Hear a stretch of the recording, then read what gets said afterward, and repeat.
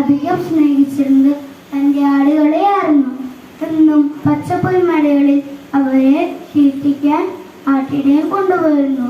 അവർക്ക് ദാഹിക്കുമ്പോൾ തെളിഞ്ഞ ജലാശയം കാണിച്ചു കൊടുത്തിരുന്നു. കാലങ്ങൾ കടന്നുപോയി. അവർ നല്ല പോലെ പോയപ്പോൾ ഒരിക്കൽ ഒരാൾ കൂട്ടം തെറ്റിപ്പോയി. ആരും പറഞ്ഞ ആട്ടിടയൻ എല്ലാ ആടുകളെയും അലമോൾ വിട്ട് കൂട്ടം തെറ്റിപ്പോയ ആടിനെ അന്വേഷിച്ചു പോയി. ഒരിക്കൽ ഒരു സ്ഥലത്ത് ആട്ടിടയൻ നിന്നപ്പോൾ ആടിനെ കണ്ടു. ആട്ടിടയൻ ആടിനെ വിളിച്ചിട്ട് ആട് ആട്ടിടനെ മേത്തേക്ക് ഓടിച്ചെന്നു. എന്നിട്ട് ആട്ടിടയൻ ആടിനെ തോളെത്തി സന്തോഷിച്ചു. ഈ കഥയിൽ നമുക്ക് എന്താണ് മനസ്സിലായ? കഥയിൽ ആട്ടിടയനാണ് നമ്മുടെ ഈശോ.